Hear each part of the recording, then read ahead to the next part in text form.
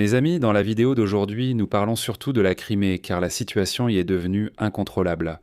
Je ne parle pas seulement des frappes ukrainiennes contre le corridor logistique du sud de l'Ukraine occupé par les Russes.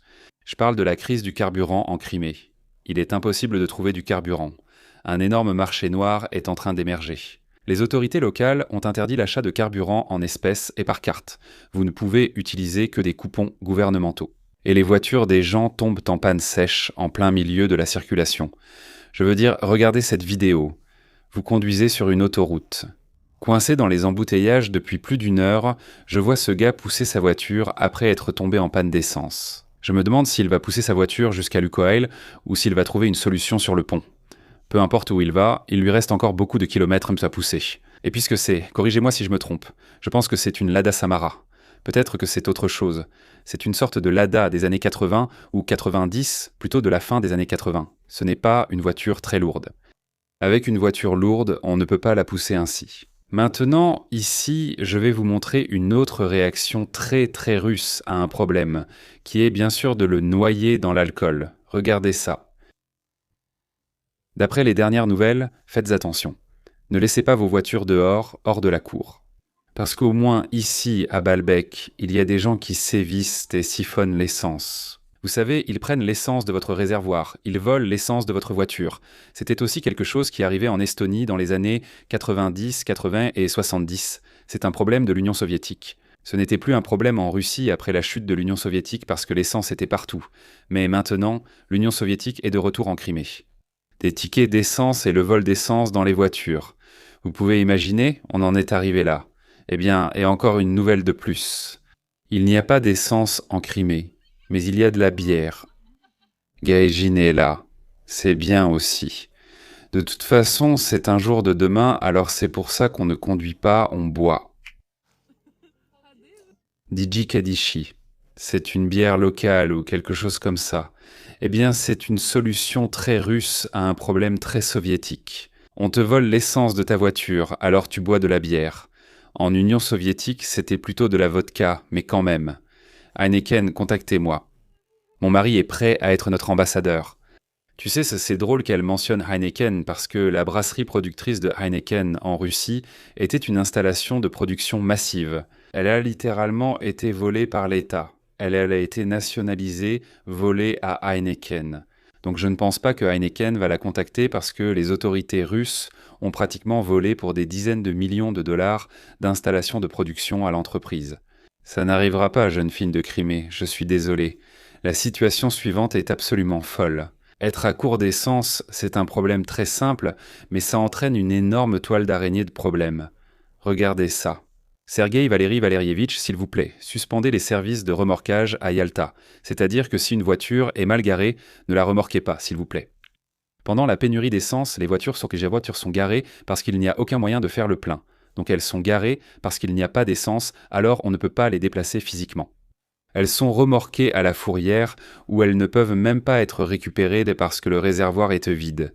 Et en conséquence, elles accumulent des amendes exorbitantes. Les véhicules ne gênent pas la circulation. Il faut rétablir la situation. Votre voiture, mal garée faute d'essence, ne peut être déplacée et reçoit une amende. Ensuite, elle est remorquée par les autorités locales, vous savez, jusqu'au parking. À partir de là, chaque jour vous coûte de l'argent jusqu'à ce que vous la récupériez, mais vous ne pouvez pas la récupérer parce qu'il n'y a pas d'essence. Donc un énorme problème se pose. Les amendes de tout le monde grimpent à des montants énormes. Les gens n'ont pas cet argent et ils ne peuvent pas récupérer la voiture. Ce sont les problèmes secondaires liés à la pénurie d'essence en Crimée. Plus tard dans cette vidéo, nous verrons aussi pourquoi il manque de l'élan d'essence. Après tout, la Russie est la plus grande station-service du monde. Comment se fait-il qu'il n'ait pas d'essence? Mais avant d'en arriver là, allons voir les supermarchés en Crimée. Les gens paniquent donc, c'est réel. Cela a touché les gens ordinaires et ils prennent tout ce qu'ils peuvent. Donc dans les magasins, il y a des panneaux indiquant que vous ne pouvez pas prendre plus de 3 articles du même type. Regardez ça. Nous prenons 3 de chaque. Je prends 3 de tout. Au fait, c'est du sarrasin. À chaque fois qu'il y a une crise en Russie ou une panique, par exemple la crise du corona en 2020, les gens achètent du sarrasin. Je ne sais pas, c'est culturel. Je ne crois pas qu'on consomme autant de sarrasine en Europe de l'Ouest ou en Amérique. En Russie, dès qu'il y a un problème, tout le monde se précipite sur le sarrasin. Ne me demandez pas, je n'ai plus le droit d'en parler. Vous voyez, c'est du sarrasin. Les gens paniquent. 1, 2, 3. C'est plus de sarrasin que je n'en mange en une année entière. Donc quand vous paniquez, vous achetez cette quantité. Je ne pense pas que ce soit nécessaire. C'est ça? Prenons-en un troisième, bien sûr. Il vous faut un 3e kilo de sarrasin. Et ne te méprends pas. Le sarrasin, c'est un très bon aliment, très sain, mais peu de gens en mangent vraiment en Europe de l'Ouest. C'est plutôt quelque chose qui vient du passé soviétique, on en mangeait plus à l'époque. Maintenant, tu en manges juste 3 fois par an ou quelque chose comme ça. Le riz, c'est aussi seulement 3 articles, non? Mêlez-la. Le riz, c'est 3 articles. À quelle époque on vit? Regardons les pâtes. La viande en conserve, c'est aussi 3 articles.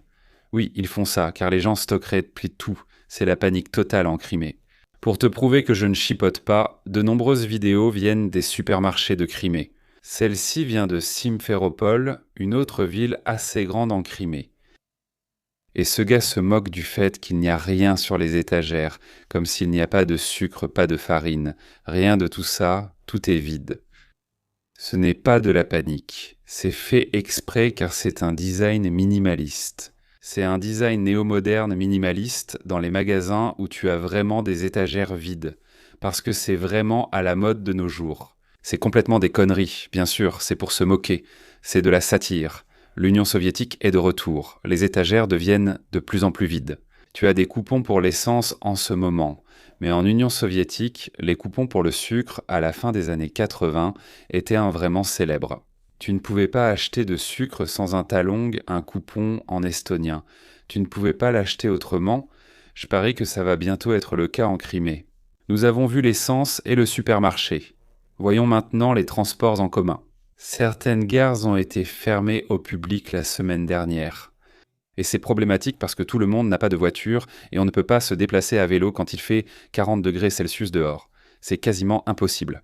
Il faut prendre le bus ou le train, mais ce n'est pas possible. Par décision du propriétaire, la gare de Jankoï devient technique et n'est plus ouverte au public. Aujourd'hui, le 4 juin et les jours suivants, les trains d'Ovriad circuleront de Sébastopol, Simferopol et Yevpatoria vers le continent. Ainsi que dans la direction opposée, en contournant la gare de Jankoï et sans s'arrêter à la gare d'Urojaïnaïa. Donc, félicitations à vous. Si vous vivez à Jankoa, c'est fini pour vous, vous êtes fichus. Vous ne pouvez vraiment pas voyager si vous n'avez pas de voiture. Mais même si vous en avez une, vous ne pouvez toujours pas voyager parce qu'il n'y a pas d'essence. Le prix à payer pour vivre en Crimée occupée. Et ça devient encore pire. Nous ne parlions que d'une seule gare. Mais le 6 juin, c'était il y a 2 jours. Nous parlons de 400 véhicules de transport public, bus, trolleybus, tramway, tout. Ils ont été arrêtés. Ils ne circulaient plus sur leurs itinéraires. Je suppose qu'à présent, certains d'entre eux ont été remis en service et fonctionnent à nouveau. Au moins les trolleybus électriques ou les tramways. Mais tout ce qui fonctionne à l'essence va rester pratiquement hors service. Donc, les transports publics sont arrêtés, les voitures ne peuvent pas circuler. Il n'y a pas d'essence. Ce qu'il vous reste, c'est un vélo. Mais la Crimée devient vraiment très chaude. Donc si vous devez faire ça, ça va demander un très gros effort. Et pour conclure ce sujet précis, je vous présente Fighter Bomber, un blogueur militaire russe spécialisé dans l'aviation. Et il n'est pas vraiment content de la situation en Crimée, et il met en avant un autre aspect, le marché noir. Si je comprends bien, pour Kronstadt, le bus, le train et l'essence à 250 roubles le litre acheté à la main auprès des spéculateurs en Crimée. Les spéculateurs, c'est-à-dire les vendeurs du marché noir. Traditionnellement, c'est l'aérodrome de Staro-Constantinov, qui souffre depuis longtemps, qui va répondre « Au fait, l'essence à 250, ce sont les Khokholi qui la vendent. » Donc ils demandent « Ce sont les Ukrainiens qui nous vendent ça ? Parce que c'est incroyablement cher. » Eh bien, ou alors ce sont les maudits Américains. Nous, les Russes, on ne peut pas faire pareil. Pendez quelques spéculateurs sur le pont de Crimée et la file d'attente sur le pont diminuera de 3 fois. Donc il suggère de pendre les vendeurs du marché noir. Une solution très radicale. Une autre fille a choisi de boire. Lui, il choisit de pendre des gens. Ces solutions russes se concentrent toujours de manière très agressive sur autre chose, jamais sur le problème de fond. La situation empire pour la Crimée parce que l'Ukraine a frappé un pont. Vous avez bien entendu. Nous attendions tous cette attaque sur le pont et nous allons en parler. Mais avant, si vous n'avez pas encore ce livre, 8 missions en Ukraine, alors je vous le dis, il sera épuisé en juin. Il m'en reste moins d'une centaine et je n'en ferai pas d'autres parce que vendre un livre physique, c'est toute une aventure et j'ai déjà vécu cette aventure. Je ne vais plus le refaire. Donc si vous le voulez, il va devenir un objet de collection parce qu'il n'y en aura plus du tout. Allez chercher les derniers exemplaires. Le lien est dans la description ci-dessous, mes amis. Il a été écrit pour vous à propos des missions que vous avez financées. Nous avons 3 nouveaux membres dans la famille Buy Me a Coffee qui soutiennent cette chaîne. Donc je dois écorcher leur nom en leur honneur. Je devrais avoir une sorte d'énorme ornement en pierre où ces noms seraient gravés. Peut-être qu'un jour je pourrai le faire. Mais pour l'instant, 3 nouveaux membres. Arthur Rei Somaona. Si vous voulez rester anonyme, vous n'écrivez pas votre nom, Buy Me a Coffee le remplit. Donc, mon propre Somaona. Merci de nous avoir rejoints. Et Stéphane Yot-Kambler. Merci de nous avoir rejoints. Si vous aimez ma chaîne, rejoignez sans hésiter l'abonnement mensuel Buy Me a Coffee. Donc, la situation empire pour la Crimée, comme je l'ai dit. Pourquoi y a-t-il une pénurie d'essence? L'une des raisons, ce sont les frappes ukrainiennes. Regardez cette autoroute dans le sud de l'Ukraine occupée. Les drones ukrainiens contrôlent totalement cette autoroute. Bien qu'elle soit à plus de 100 km de la ligne de front, ils l'ont sous contrôle de tir. Leur campagne de frappe à moyenne portée a été incroyablement efficace ces derniers temps. C'est l'une des raisons pour lesquelles la Crimée souffre. Et maintenant, l'Ukraine a frappé un pont juste ici. Regardons de quel pont il s'agit. Le pont de Tchankarsky. Il se trouve justement sur cette autoroute en particulier d'ailleurs. Voici le pont, il y en a 2. L'Ukraine a frappé le pont John R pendant la nuit sur la R208 à Avdiivka, un corridor terrestre vers la Crimée occupée via le poste de contrôle de Tchankoï, le détruisant gravement. La circulation à travers Tchankoï est fermée et les véhicules sont redirigés vers Armiansk et Pereokop. Oui, il n'y a pas tant d'entrées en Crimée. L'une d'elles est le pont de Kertch, vous le connaissez tous, il vient de l'autre côté. Et puis il y a les points d'entrée et de sortie au sud de l'Ukraine. Celui-ci en fait partie, il y en a un autre où la circulation a été dirigée. Avant de regarder cela, voici le trou qui a été fait. Oui, je sais ce que vous pensez. Et c'est un petit trou, ils n'ont pas détruit le pont. Ils l'ont seulement endommagé. Il est fermé mais rouvrira bientôt et le trou sera vite réparé. Ce n'est pas un pont détruit. S'ils veulent faire ça, ils doivent faire 10 trous comme celui-ci ou plus. Détruire un pont, ce n'est pas si facile. Il faut envoyer pas mal de munitions dessus parce que c'est essentiellement un bloc de pierre et de béton armé. Donc ce n'est pas la tâche la plus facile. Et ce pont n'est pas détruit. Alors, voyons quels ponts ou connexions vers la Crimée sont ouverts. Chornior, où le numéro 1 est fermé, la connexion d'Armiansk est ouverte. Il y a 2 ponts ici. Et le 3e, c'est le pont de Kertch. Donc au sud, le pont de Kertch et maintenant ces 2-là. Donc l'Ukraine a les moyens de fermer les 3. Ce sont ceux qui sont ouverts. Je pense que ces 2-là seront également ciblés par l'Ukraine à l'avenir. Maintenant, je change un peu de sujet, mais je ne savais pas où le placer. Et c'est une nouvelle suffisamment importante pour que je doive la mentionner. Nous allons sur la côte du sud de l'Ukraine occupée, près des ports de Mariupol et de Berdiansk. Ce sont les 2 ports que la Russie utilise pour voler le grain et l'acier ukrainien, vider les musées et tout ce qu'ils peuvent voler hors du pays. Ils le font par ces 2 ports. Cela dure depuis 4 ans. Ils vont dépouiller ou ils ont déjà dépouillé le sud de l'Ukraine occupé de tout et n'importe quoi. Même les usines, ils les emmènent en Russie. Donc l'Ukraine a frappé 5 cargos la même nuit avec les mêmes frappes. Regardez ça, c'est complètement fou. 5 frappes, 5 navires. Un nombre énorme. Pourquoi font-ils ça? Je veux dire, ces frappes ne détruisent évidemment pas ces navires. Elles ne font que les endommager et ils peuvent être réparés et ils le seront. Le truc, c'est l'assurance. Aucune compagnie ne veut vraiment assurer vos cargos s'ils sont frappés comme ça. Parce que c'est un gouffre financier énorme pour elles, comme si elles perdaient en de l'argent. Donc si les prix de l'assurance explosent ou s'ils n'assurent plus du tout, c'est un énorme casse-tête pour les voleurs, pour les compagnies russes qui volent réellement ces céréales, ces métaux et tout ce qu'ils transportent.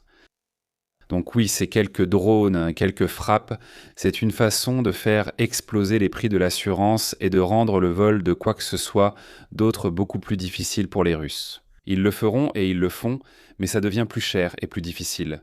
Et il faudra payer l'équipage plus cher, tu sais comment ça se passe. Donc oui, c'est encore une fois, d'une certaine manière, un effet psychologique, même s'il y a aussi un effet physique, un impact sur le navire, mais il sera réparé. Mais l'effet psychologique et l'augmentation massive des prix de l'assurance vont nuire aux Russes sur le long terme. Et le dernier sujet de la vidéo d'aujourd'hui, encore une fois, c'est un sujet un peu ancien. C'est le Forum économique de Saint-Pétersbourg, mais je ne pouvais pas encore une fois l'ignorer parce que c'est Vladimir Poutine lui-même qui, lors du forum, a commenté les attaques de drones ukrainiens qui se produisaient exactement au moment où il parlait, non. Elles se sont produites à environ 10 km de l'endroit même où Vladimir Poutine se trouve en ce moment. Des drones ukrainiens se sont écrasés sur des cibles portuaires, des silos à carburant et 2 navires militaires. Voyons ce que Vladimir Poutine en dit, juste au moment où cela arrive. C'est du pur bonheur. L'utilisation de ces drones, y compris ici même, ils ont frappé le port du gaz et du charbon là-bas. Tu sais, on s'est déjà trompé. En réalité, ils ont touché des silos à carburant, non, des silos à essence. Et puis Poutine essaye de minimiser ça en disant, tu sais, qu'ils ont frappé les silos à charbon, le port de charbon, pardon. Mais il a fait une gaffe. Il a vraiment fait une gaffe. Dans ce cas précis, ils ont apparemment obtenu ce qu'ils voulaient, un certain niveau de bruit. De la fumée quand le charbon a commencé à prendre feu. Eh bien, cette cible, d'ailleurs, si vous ne le saviez pas, Poutine a récemment eu de gros problèmes. En fait, cela dure depuis 1 an ou plus. De très gros problèmes pour parler clairement. Il fait des bruits étranges et des choses bizarres. Il se trompe assez souvent. Comme dans ce discours aussi. Il dit les mauvais mots et il oublie ce qu'il doit dire, et ça n'a pas vraiment de sens. Et le Kremlin doit souvent couper certaines de ses bafouilles. Mais dans ce cas, tout est là. Vous pouvez le voir. Et il est assez difficile pour la propagande du Kremlin de présenter cet homme maintenant comme un leader fort, comme il était présenté lorsqu'il montait un ours ou pêchait torse nu il y a 15 ans, ce n'est plus le même homme. Il vieillit tout simplement, ce qui est normal pour tout le monde. Mais encore une fois, si vous devez présenter votre dirigeant comme une figure masculine forte alors qu'il bafouille, invente des choses et semble manifestement confus sur scène, c'est ce qui se passe depuis 1 an. Et dans ce forum, c'était la même chose. En ce sens, ils ont accompli quelque chose. Oui. Donc Poutine dit qu'ils ont frappé le charbon, n'est-ce pas? Le charbon brûle avec une fumée noire. Regardons ce charbon en particulier. Les Ukrainiens ont frappé. Eh bien, le voici, mes amis. Regardez ce charbon qui brûle. Regardez ce charbon. C'est un navire de guerre, si j'en ai déjà vu un. Voilà le navire. Boïki de la flotte de la mer Baltique, c'est le nom du navire. J'adore ce nom d'ailleurs. Il ressemble vraiment à un tas de charbon car il a été entièrement brûlé. Brûlé noir. Et comme je l'ai dit dans la vidéo précédente, les Russes ont en fait leur propre algue marine ou bélier marin. Tout le monde l'adore. C'est comme si le RDT-2 avait eu un bébé avec l'AADX Warthog, c'est le canon, mais pas sur l'AADX dans les airs. Il est au sol. Vous savez, cette algue, vous la connaissez tous, c'est un système de minigun anti-missile, anti-drone, appelez-le comme vous voulez. Les Russes ont le leur. C'est vraiment cool. Ils en ont à l'avant du navire et à l'arrière du navire. Ce véhicule Boïki spécifique en a 2. Mais il ne fonctionne pas. Ils sont conçus pour abattre des cibles basses et lentes, ce que les drones ukrainiens étaient clairement. Mais ces armes, elles ne fonctionnent tout simplement pas du tout. Elles ne sont contre rien, elles sont juste là. Leurs vidéos sont impressionnantes. Parce que tout le monde aime un bon brot, tu vois. Mais non, ça ne marche tout simplement pas. C'est fabriqué en Russie. Tu sais comment ça se passe. Donc oui, ce tas de charbon a complètement brûlé. Regarde, un joli tas de charbon bien grillé. Si c'était un steak, il serait clairement trop cuit. Ce n'est même pas bien cuit. C'est félicitations, tu vois, c'est tellement trop cuit. C'est tout pour aujourd'hui, mes amis. Je reviendrai pour vous chaque lundi, mercredi et vendredi. Devenez absolument membre sur Buy Me a Coffee et allez vous procurer un livre. Je pense qu'à la fin juin, ils seront tous partis. Donc c'est votre dernière chance. Ils sont en vente depuis 1 an et demi et ils vont bientôt disparaître. Jusqu'à ma prochaine vidéo, mes amis, assurez-vous de revenir et au revoir.